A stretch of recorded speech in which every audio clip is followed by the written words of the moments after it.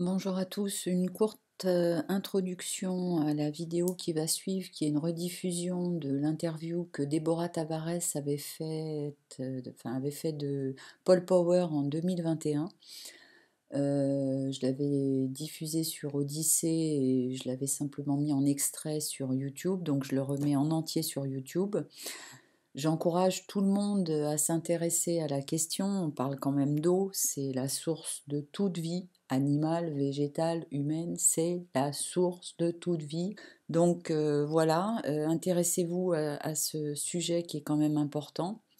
Donc le site de Paul Power, on peut le passer à la moulinette de Google Trad pour ceux qui en ont besoin et n'hésitez pas à le faire.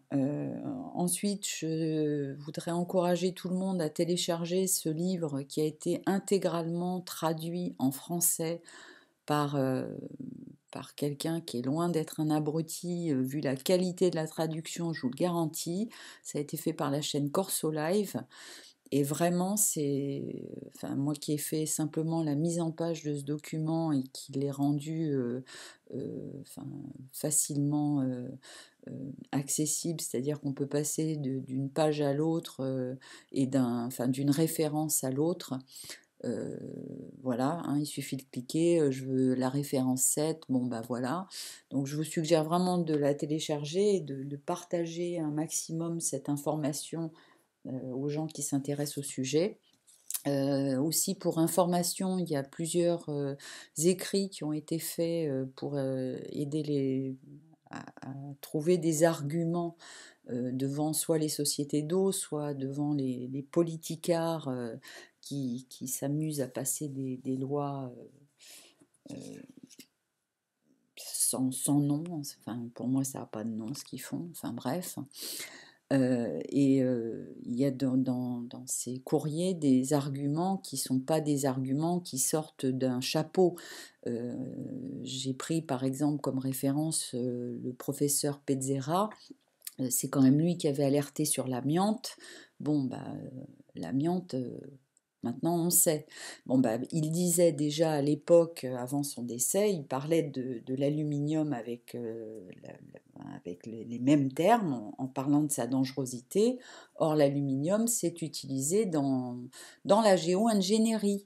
Hein, qui sort d'un chapeau depuis quelque temps. Il présente ça dans les médias officiels comme étant révolutionnaire pour combattre le changement climatique, alors qu'ils en sont clairement responsables parce que la géo-ingénierie existe depuis plus de 50 ans.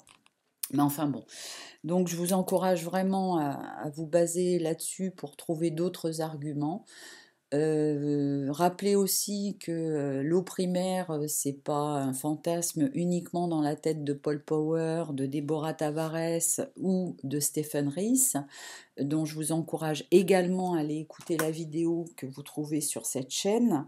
L'interview dure certes 1 heure, mais vous allez voir que le vieux monsieur, l'année de sa mort, a fait un interview d'1 heure qui mérite vraiment d'être écouté, et vous vous rendrez compte qu'on nous prend pour des abrutis. Donc là, c'était un article qui est paru en 2014 dans un magazine américain, un magazine scientifique. Un autre article, alors a passé à la moulinette Google Trad, mais il y a eu des articles qui sont parus dans des journaux scientifiques. Donc c'est pareil, c'est pas du complotisme, il y a des éléments factuels. Donc je vous remercie de m'aider à diffuser tout ça et de vous y intéresser avec moi parce que bah, ça me semble vraiment important pour tout le monde. On y retourne. Je voulais aussi vous parler de l'article qui a été supprimé par Wikipédia, un article de 21 pages qui avait été écrit par Paul Power sur l'eau primaire. Donc sachez que vous pouvez le retrouver aussi à cette adresse-là et également sur, entre guillemets, ma chaîne Odyssée, ainsi qu'aux indices de l'eau. J'ai fait une courte vidéo là-dessus, ils ont mis l'eau sur les marchés financiers. Bon là, pour des raisons qui m'échappent, parce que je ne suis pas une technicienne de la finance, ni de leur magouille. Je comprends pas toujours tout, voilà. Mais là, bon, on est passé de plus de 1000 $ et on est redescendu à 200 $ depuis 2023. Alors, est-ce que c'est bon signe, mauvais signe? Je n'en sais rien. S'il y en a qui sont plus calés en finance que moi et en magouille du genre, bah, je veux bien qu'on nous explique. Voilà, donc je vous laisse maintenant écouter l'interview de Paul Power qui est très instructif et j'espère que vous prendrez le temps aussi d'aller écouter celui de Stephan Riess qui vraiment vaut de l'or au sens large du terme.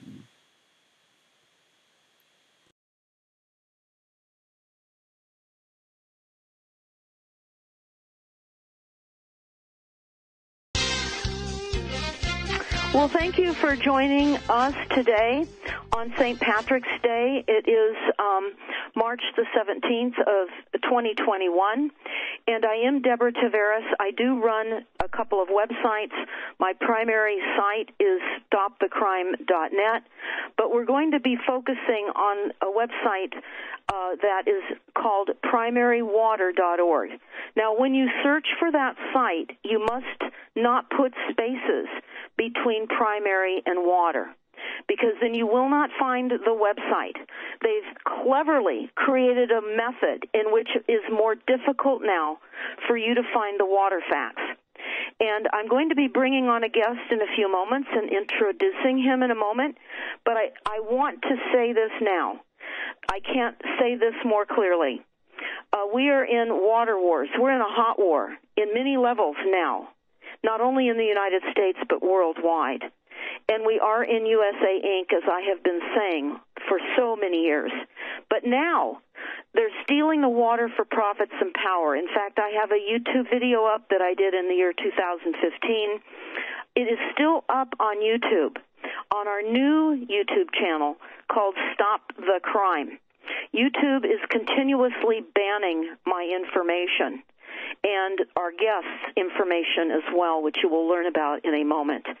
But I have this video up, and you need to listen to it, and you need to understand the importance of getting to a reliable source of water, which is what we're going to be talking about. The name of the video on my site is called Water Wars, Stealing Water for Profit and Power. And you certainly need to understand that one of the many wars of the 21st century will be fought over water rather than oil, as in the last century. So we're going to be talking about this today with a gentleman that I've known for a number of years now. He is known as the Hungarian Water Wizard. He and I did a video together called Primary Water Explained. The only way you can find that video now, since it has been deleted from YouTube, they do not want you to know that water is a renewable energy resource. So this will be the best radio show I've done in a long time with the real water facts. We are not running out of water, but we have moneyed controllers, Rothschild and Rockefeller, that are dead set in stealing and metering the water, allocating it, and forcing relocations of communities based on turning off the spigot with the illusion that they've run out of water. So I want to certainly say this before I bring my guest on. This is most important because on December 8th of 2020, just a few months ago, Wall Street began trading water futures as a commodity. Wall Street has begun trading water as a commodity like gold and oil. The country's first water market was launched on the Chicago Mercantile Exchange with $1.1 billion in contracts tied to water prices in California And this is from Bloomberg News. Now, Bloomberg is part of the controlling vehicle. Do not think of Bloomberg philanthropies and other philanthropies as being good. They're not. They're part of the takeover of this country and the global countries as well. So when you hear their reports, pay attention. They're telling you how they're going to attack us. So I'm going to talk about my guest, and then I will bring him on, because you need to know a little of his background and understand that he has been attacked too. His primary water article that was on Wikipedia was deleted in 2016. And what this article basically says is that Stephan Riess of California formulated a theory that new water, which never existed before, is consistently being formed within the earth by the combination of elemental oxygen and hydrogen, and that this water finds its way to the surface and can be located and tapped to constitute a steady and unfailing new supply of water, meaning it's a renewable. And there was a nonprofit, and it still is in existence. It's called the nonprofit PrimaryWaterInstitute.org, and you can find this, PrimaryWaterInstitute.org, was founded in 2014 by longtime Riess protege Paul Power to educate and train the next generation of primary water specialists. And it is with my great honor and highest regards that I have Paul Power with me right now, who is called the Hungarian Water Wizard. Paul, I want to thank you so much for joining us today on the Power Hour and to talk about really the passion of your life to bring water to people. So I'd like for you to just give an idea to people of, I just want to interject this, Paul, and I hope that you don't mind. It's very important for everyone to know that Paul was burned out in Oregon during one of the recent fires, so he lost everything. And we are all being mercilessly attacked in many different ways. So it's with this understanding that you need to understand Paul's position and predicament at this time. But Paul, as we know that you suffered a great loss during the process of losing everything, your home in Oregon, let's tell people about how many water wells you've drilled, roughly. Between 800 and 1,000. So between 800 and 1,000 wells. Where are the regions of these wells that you drilled? Basically, all the continents, including East and West Africa, Europe, the U.S., mostly the West Coast, and Australia.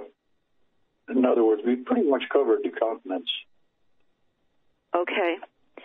And Stephan Riess was your mentor, and I know that you started working with him when you were 18 years old, and that you were starting to then understand about primary water.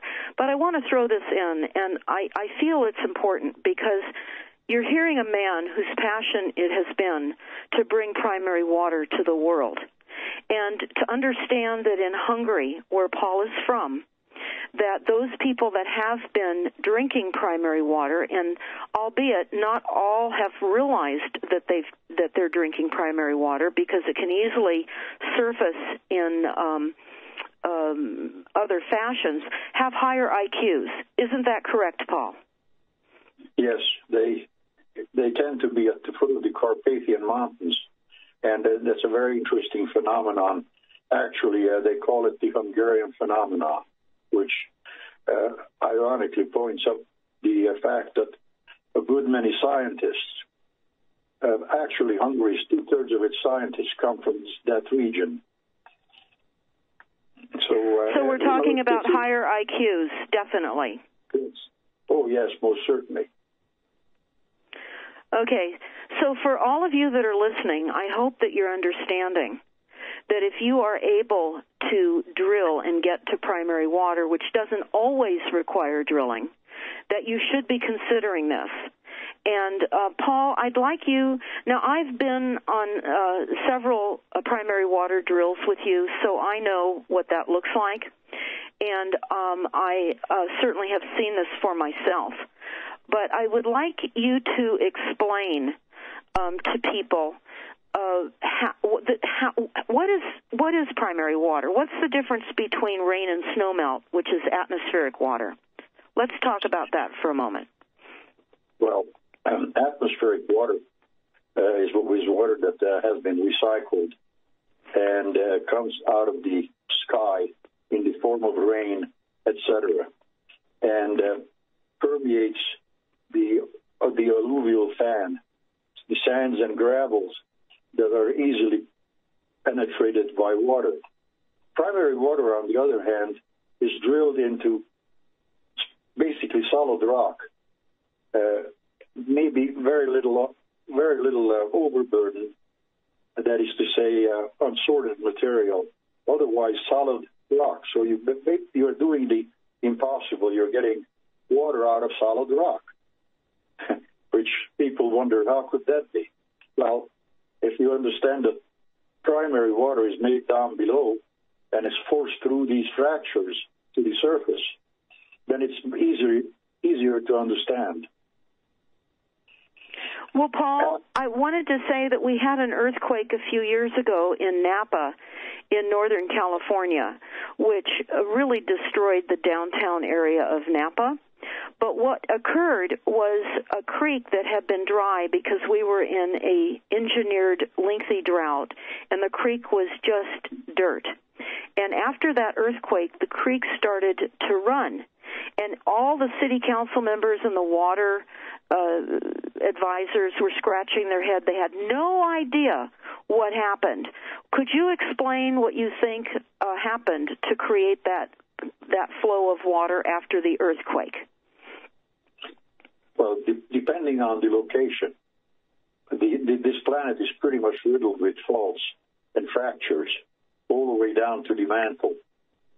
So what has happened there is this earthquake removed some of the blockage that blocked the upward movement of water through these faulted structures, and thereupon letting the water flow free.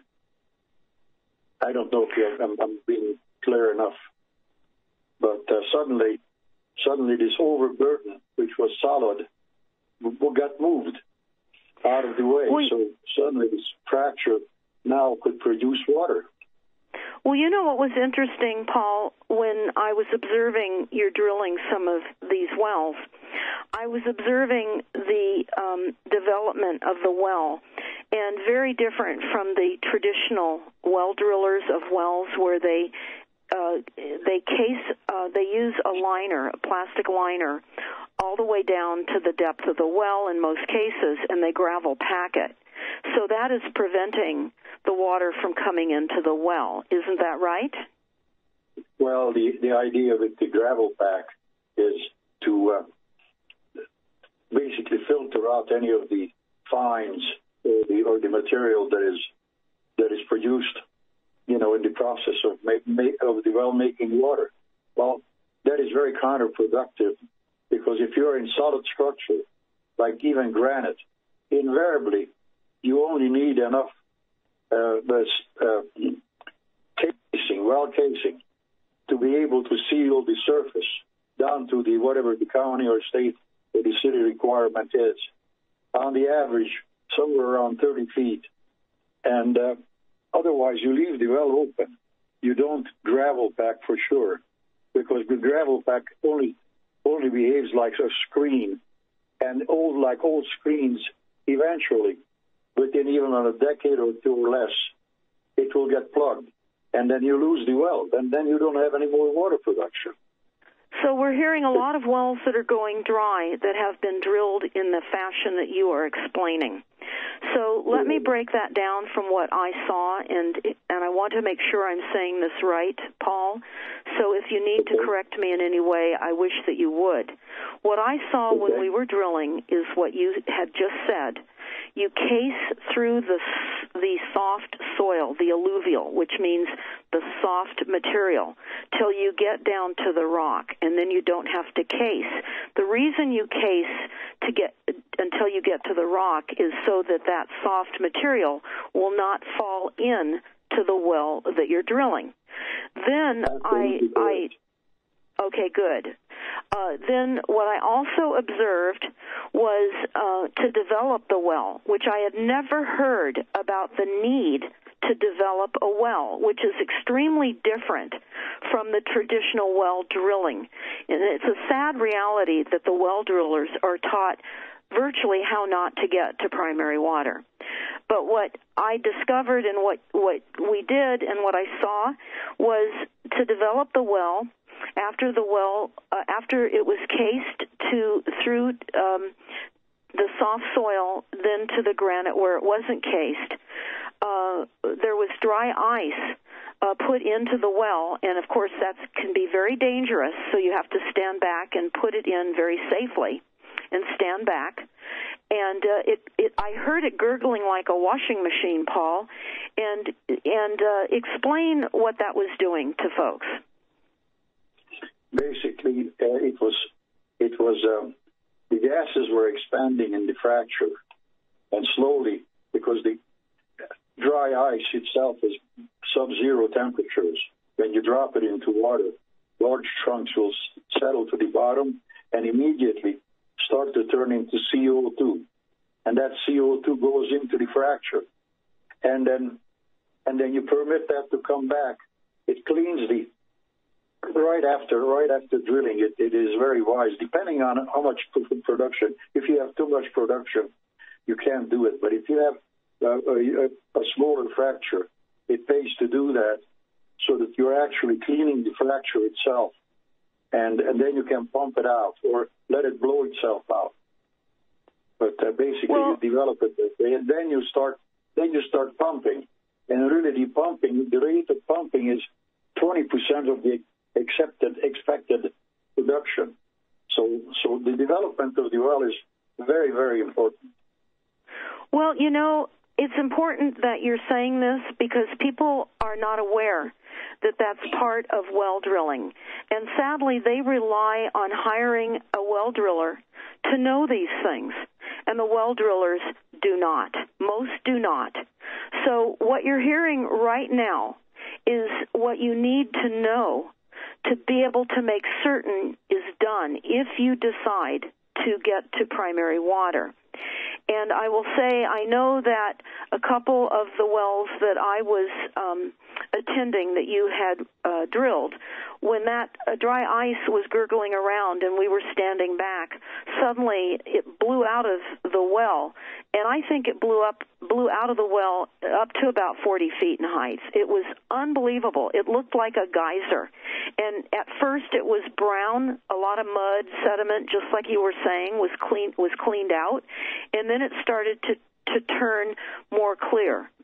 So that would be the purpose then of needing to know that the wells need to be developed. Is that right?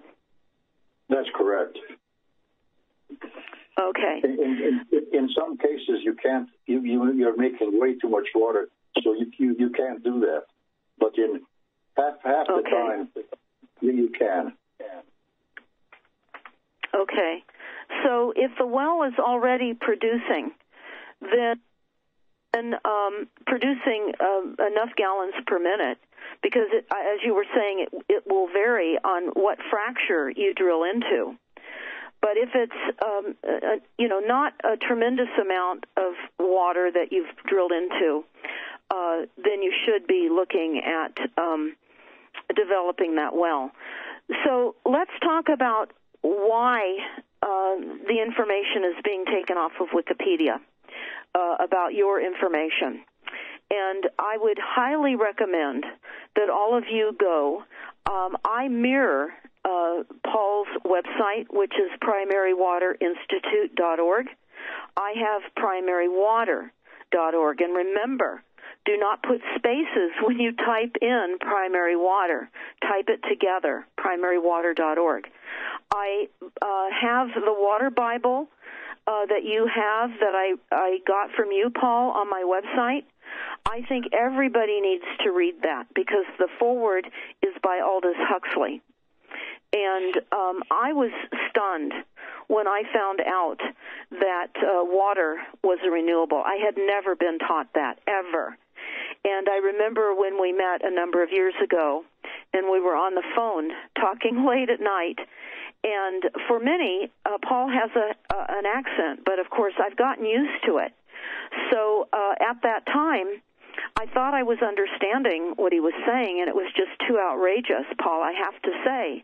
At the time, it took me a while to wrap my head around what you were saying, that water is truly a renewable, and it's why we don't have a water shortage. That was hard. When I heard that, I was stunned, quite honestly. What is the reaction from people that you're talking to? I know that you're drilling a lot of wells, and I know that you have many wells scheduled to drill at this moment as well. But 8 to 1,000 wells for the condition that we're in this world, and particularly in Australia with the shortages of water and losing hundreds and thousands of cattle during some of these massive heat events that are certainly created by weather weapons in Australia and everywhere else, and in Africa too, you would think that there would be thousands upon thousands of water of these primary wells. Why is it that you think that there aren't more than the ones that you've drilled? Well, first of all, there has to be funds spent. You need money to drill, and you need proper drilling rigs, and they are not cheap, and there are not that many. There are quite a few really outstanding drillers, but by and large, well over half of them, they don't even know how to use their equipment. The ones that are good are really good, and the bad ones are really bad.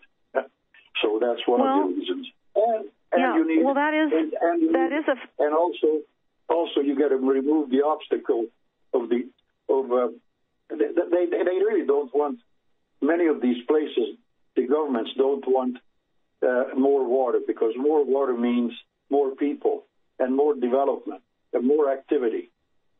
And more food, Paul. Yeah, and more food, yes.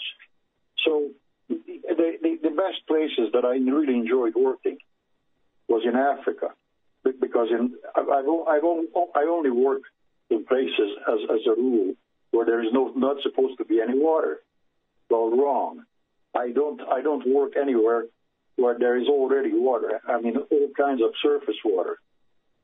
So I work in places where there's a drought, no water, and stuff like that.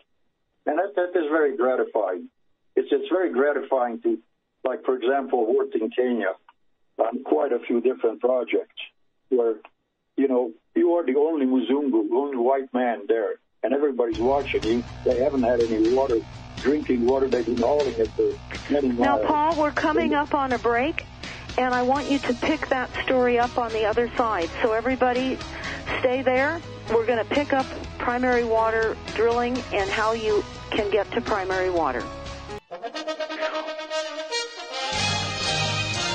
Well, welcome back, everyone. This is Deborah Tavares. I am talking with the Hungarian water wizard, Paul Power, and we are talking about primary water. Paul's website is primarywater.institute.org, and my website, which also takes you to his, is called primarywater.org, where you can print off flyers and distribute this information far and wide. So all of you that are listening, please do that. Go to my website, primarywater.org. Now, when you type in primary water, you have to omit the space in between primary and water, or you will not be able to get to the website. I found that to be a tricky way that our controllers have created the inability to find out the truth about water. This is critical information for all of you that are listening, because right now they are creating water markets. They're going to start allocating water, cutting off your access to water by having already started to deploy all the wireless smart meters in your cities right now. So you are going to be essentially lynched and dried out and relocated when they tell you your area is out of water. Now, prior to the break, Paul was talking about the best places that he enjoyed drilling the most were the areas that there was seemingly no water and that there were long droughts. And that was in Africa. And he was telling us about Kenya in particular. And then we started to talk about other things in between the break, and I'm going to go into that now because this is absolutely critical that each and every one of you understand, because we're being deceived by what is occurring with the process of water. So, Paul, we were talking about well drillers hitting water, and they'll hit water, and it won't be, they'll still be in what you call alluvial soil.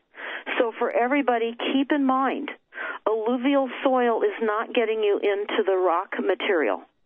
So you may be getting water by your typical well driller, but it's like being in a bathtub.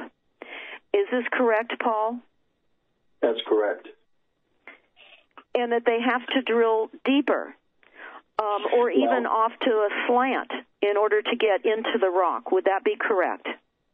Well, I prefer not to drill slant, but anyhow, you have to drill, you preferably try to put places where you have bedrock right off the bat on top, so you don't have any overburden, which is that alluvial soil that you were talking about.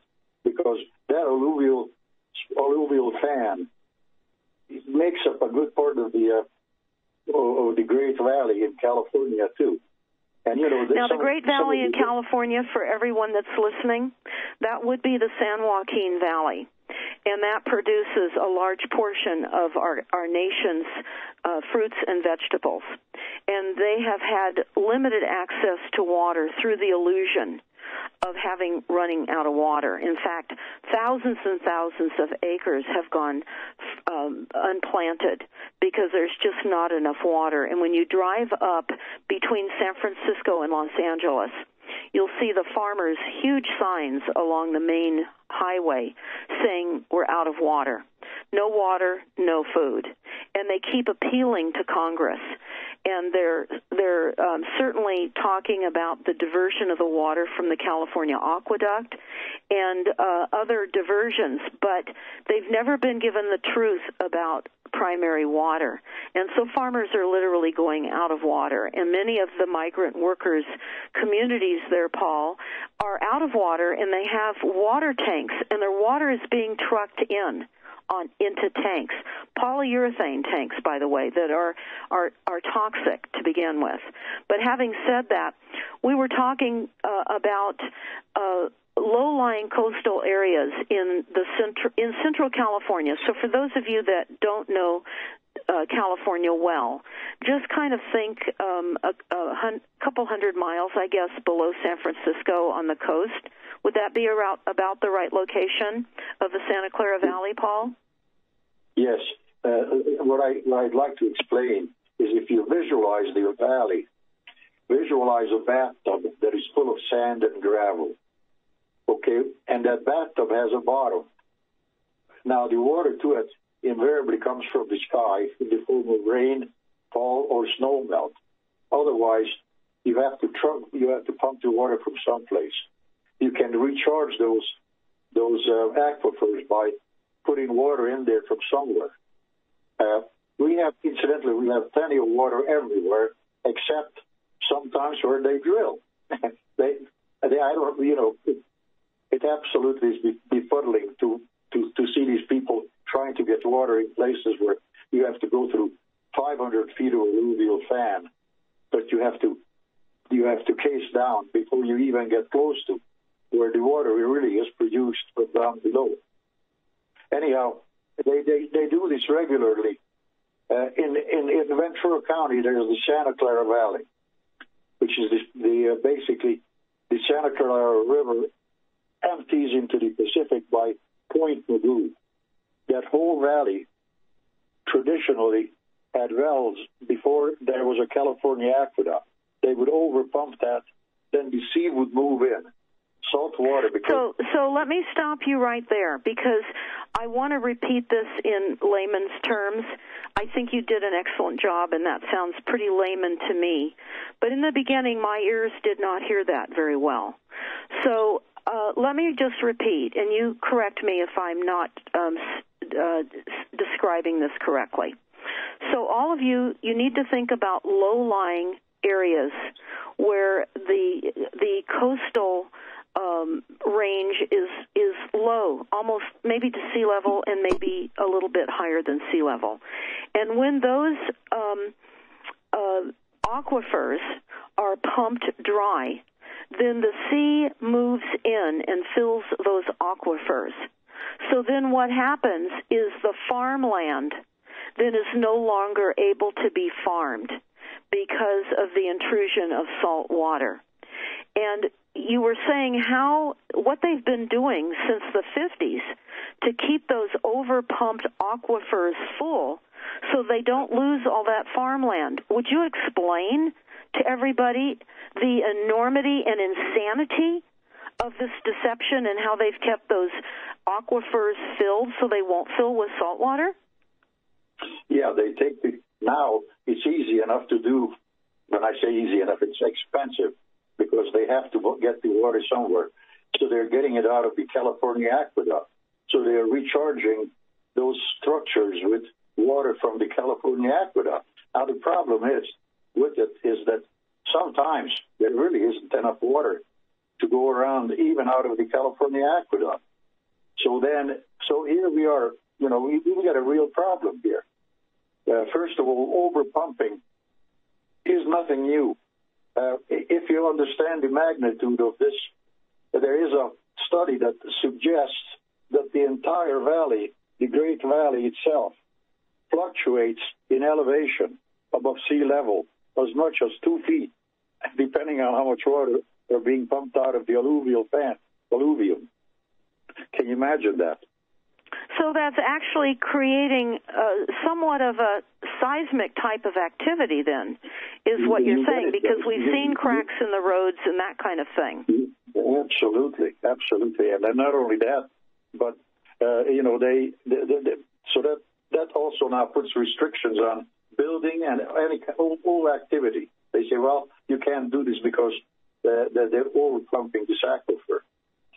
So what do? In the California Valley, in the Great Valley, we don't simply have enough water from anywhere that could keep that in an even keel.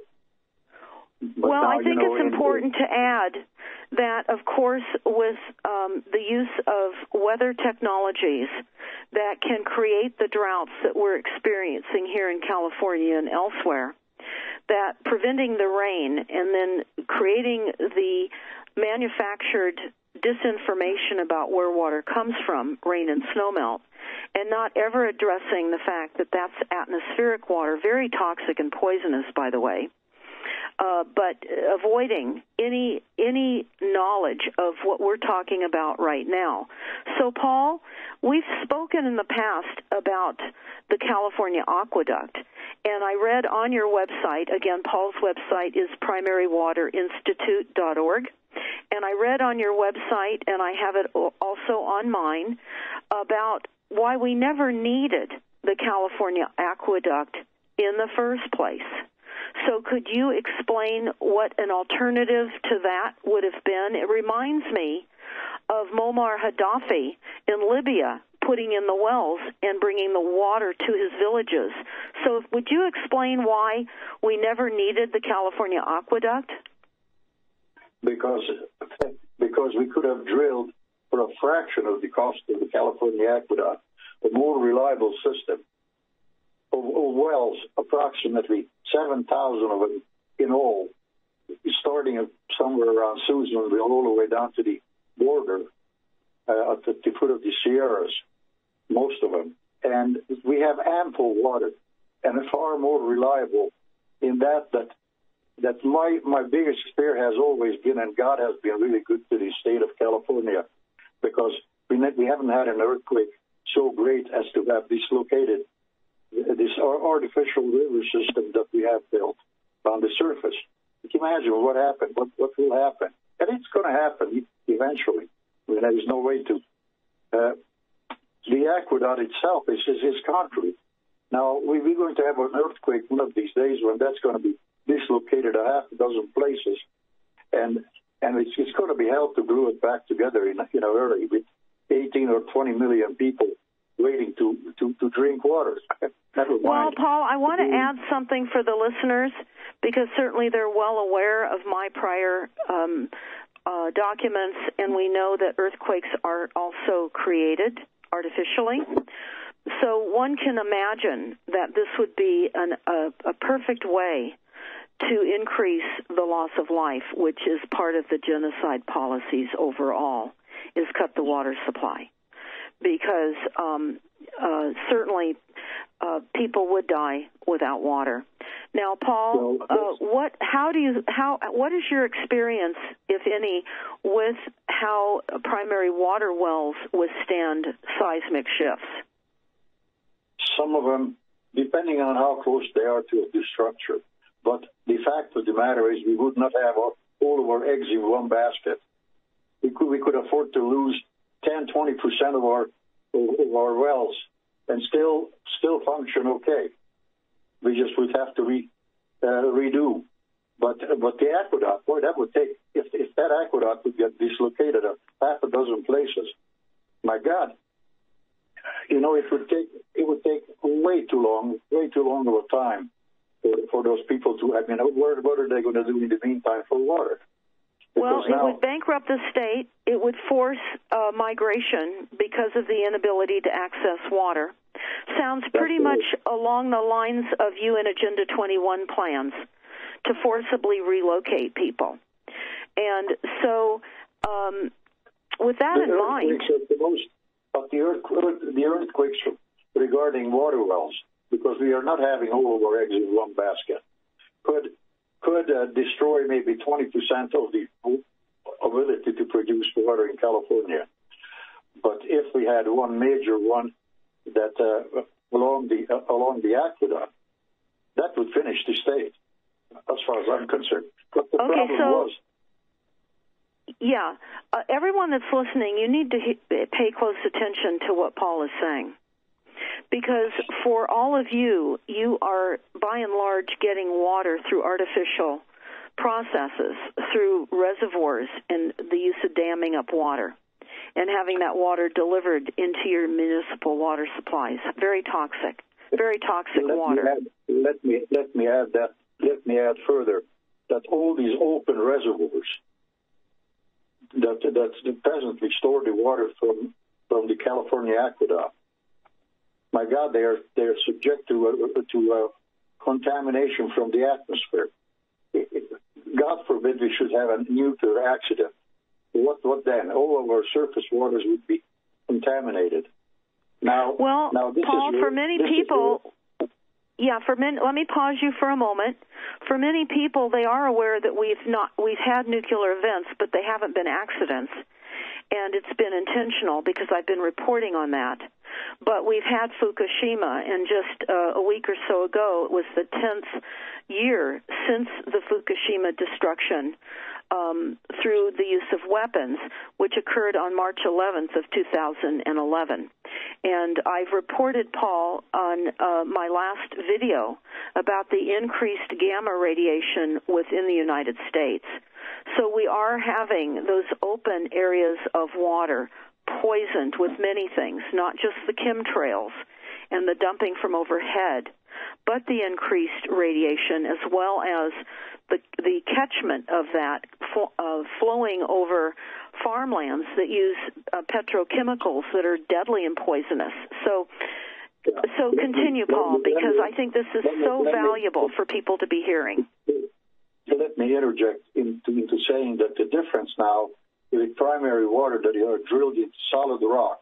In other words, basically we are drilling into granite, and we are able to seal off everything from the surface.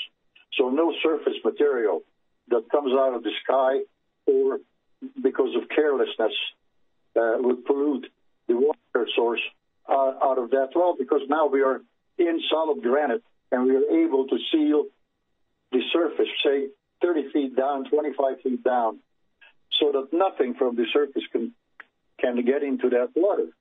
So we will always be guaranteed safe, clean drinking water. And higher IQs. Yes. So I hope that every one of you that are listening will go to Paul's website and learn the true water facts that are being deceived and being removed from your ability to understand how water really works.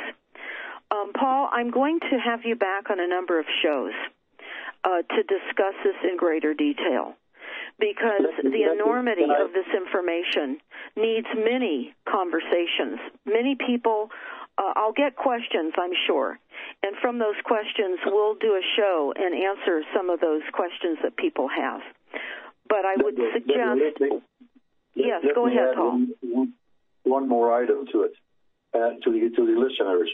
Have you guys ever picked up a glass of water and looked at it and say, hey, what is this stuff? That's 2 parts hydrogen and 1 part oxygen. Now, how could that be liquid?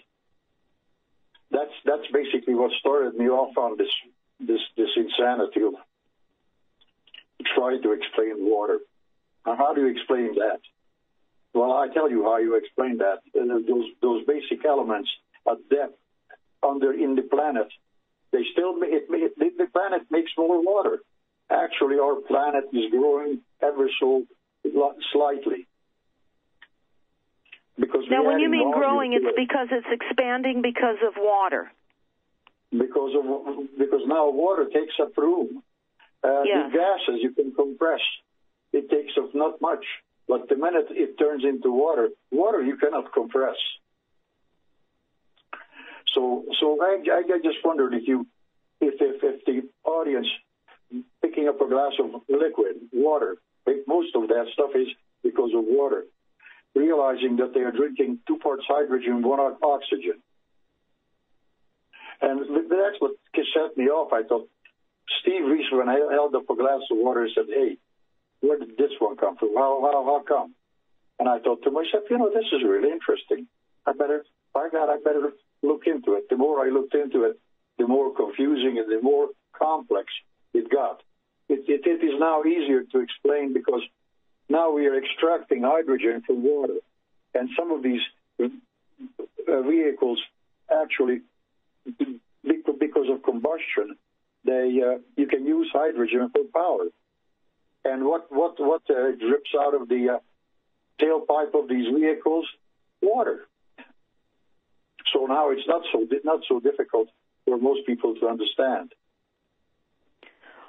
Well, I think this is an enormous teaching that you've just discussed in looking at a glass of water and realizing the hydrogen and oxygen elements of that, and then thinking about why the liquid is dripping out of your tailpipe of your car, and thinking about the fact that we're being deceived about where water comes from. We know that Muammar Gaddafi and the Great Man-Made River Project was blown up when we blew up Libya. And Muammar Gaddafi had accessed primary water, and he was certainly directing the underground desert plumbing to a number of the towns and villages there and offering those to his people for free. And that got blown up. That was one of the biggest tragedies. Libya all by itself could have fed all of Africa. Well, that's definitely then why they blew it up, right, Paul? Well, it seemed to me a rather diabolic thing to do. Well, they sent the country into a humanitarian crisis, and they blew up the water drilling rigs that were acquired from London.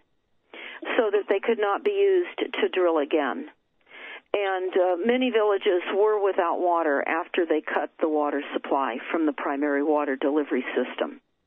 So for many of you that are unaware what the United States did to Libya in destroying the Great Man-Made River Project in Africa, you need to know the enormity of keeping and attempting to keep this a secret, even scrubbing Paul's information off of Wikipedia. They do not want you to hear what you are hearing right now. So please, please share this information far and wide. And Paul, we will have another show, and I will post all of these shows for everyone that's listening on stopthecrime.net. Certainly, YouTube is not allowing this information to go out, so you can get to this information by just typing in stopthecrime.net. You will go to the home page. It will say our new YouTube video channel. Do not press on that at first. We're finding better luck in posting underneath that on our library channel, and we haven't been taken down off of that. So we also, when you sign up, we will also be doing email blasts with these videos within the emails that we're not able to post on YouTube. So there's many benefits to subscribe to stopthecrime.net, so you get information like you're hearing right now. And Paul, I can't imagine anything more important than what you're saying right now. And we're heading towards the last few minutes of the show today. And if there would be one thing that you could leave the audience with the enormous good news of having renewable water, what else might that be, Paul? Well, we are not running out of water, that's for sure. The problem is the quality of the water we are drinking, because we cannot occupy the surface and basically drinking out of our bathtub. I mean, we have to go to a place where the water is, in fact, clean, and it doesn't have to be processed. But, Deborah, I'd like to say that it has been a privilege to be asked to participate here again. I think old Steve Riess is smiling from heaven. Well, I can't thank you enough, Paul, for that late-night discussion and informing me about primary water, because I was literally thrown into a tailspin. And many of you may be as well, because it was such a shock to me to find out that water does not come from rain and snowmelt. And for many of you, you've been watching the snow that's been occurring throughout this country, particularly recently during Texas and other states. It was polynucleated snow, where they could make a snowball and attempt to melt it with a flame underneath, and those snowballs were turning black and they were not melting.